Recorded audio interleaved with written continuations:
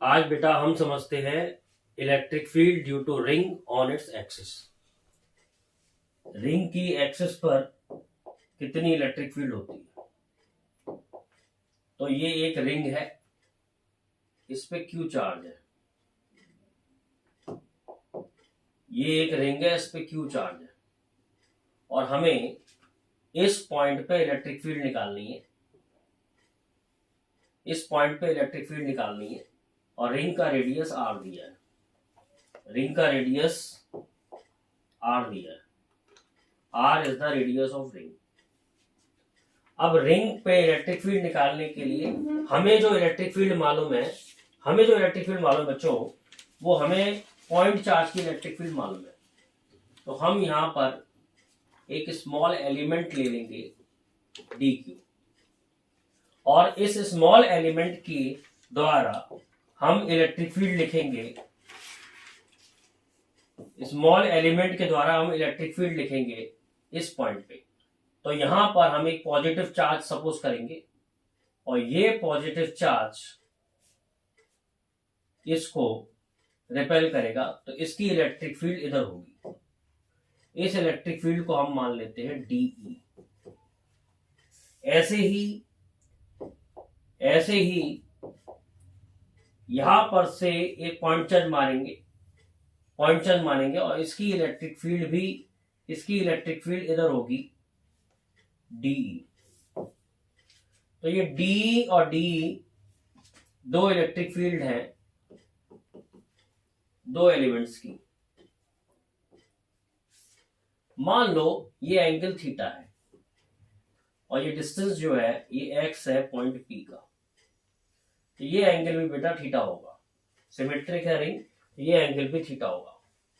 अब हम क्या करेंगे कि इस रिंग की इलेक्ट्रिक फील्ड के दो कंपोनेंट करेंगे। ये एंगल बेटा थीटा है, तो ये वाला कंपोनेंट हो गया डीई कॉस थीटा और ये वाला कंपोनेंट हो गया डीई साइन थीटा। ऐसे ही इस वाली इलेक्ट्रिक फील्ड का भी हमने कंपोनेंट करा, तो ये वाला कंपोनेंट हो गया डीई कॉस थीटा और ये वाला कंपोनेंट हो गया बेटा डीई साइन थीटा। तो हमने देखा कि यहां पर डी साइन थीटा और डी साइन थीटा बेटा अपोजिट है, इसलिए ये वाले कंपोनेंट कैंसिल हो जाएंगे और नेट इलेक्ट्रिक फील्ड आ जाएगी integration of dE cos theta. यानी कॉस कंपोनेंट ऐड हो रहा है, तो हम नेट इलेक्ट्रिक फील्ड निकालने के लिए, रिंग की इलेक्ट्रिक फील्ड निकालने के लिए हम क्या करेंगे, integration of dE cos theta. अब डी हमने पॉइंट चार्ज की मानी थी। अगर ये डिस्टेंस आर है, ये डिस्टेंस एक्स है, ये डिस्टेंस आर है, डिस्टेंस एक्स है, तो ये वाला डिस्टेंस हो जाएगा एलिमेंट का R square plus x square का रूट।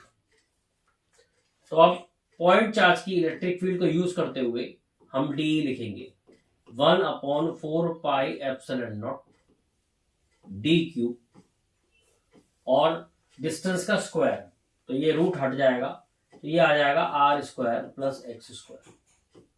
अब कॉस थीटा क्या होता है, कॉस थीटा होता है बेस अपॉन हाइपोटेन्यूज, तो x upon root of r square plus x square. तो ये हमने कॉस थीटा की वैल्यू रख दी और डी की वैल्यू रख दी। अब अगर हम जो चीजें कांस्टेंट है बाहर निकाल लें, तो 1/4 एप्सिलॉन नॉट बाहर आ जाएगा, एक्स भी बाहर आ जाएगा, are square plus x square की पावर हाफ है और ये हाफ 1 है और ये पावर हाफ है, तो ये बन जाएगी r square plus x square की पावर 3/2 और इंटीग्रेशन की पावर 3/2 और इंटीग्रेशन बचेगा बच्चों डी क्यू का। डी क्यू हमारा स्मॉल एलिमेंट है और इसका डी क्यू हमारा स्मॉल चार्ज है जो इस एलिमेंट पे है और इसका इंटीग्रेशन जो होगा वो टोटल चार्ज होगा। तो इलेक्ट्रिक फील्ड का फॉर्मूला आ जाएगा 1/4 एप्सिलॉन नॉट एक्स, क्यू का डी क्यू का इंटीग्रेशन क्यू हो जाएगा upon r square plus x square की पावर 3/2। तो हमारी नेट इलेक्ट्रिक फील्ड रिंग की निकल गई at a distance x. Net electric field निकल गई हमारी एट अ डिस्टेंस x। तो ये फॉर्मूला है, ये लर्न कर सकते हैं। इसके बाद और चीजें अगर हम देखें, अगर x 0 होगा, यानी हम रिंग के सेंटर पे एट सेंटर पर x 0 होगा, तो जो x की वैल्यू अगर हम 0 रखेंगे तो रिंग की जो इलेक्ट्रिक फील्ड आएगी वो आएगी 0। तो रिंग की जो इलेक्ट्रिक फील्ड है वो कितनी आएगी? 0। और जैसे जैसे x चेंज होगा इलेक्ट्रिक फील्ड रिंग की हमारी चेंज हो जाएगी। अगर हम इसे ग्राफ से शो करना चाहें,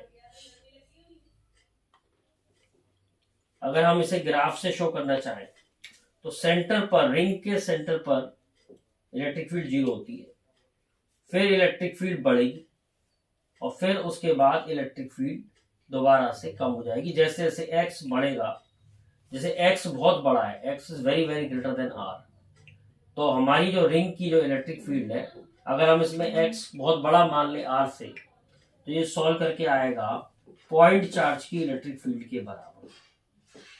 किसकी इलेक्ट्रिक फील्ड के बराबर आएगा बच्चों? पॉइंट चार्ज की इलेक्ट्रिक फील्ड के बराबर आएगा।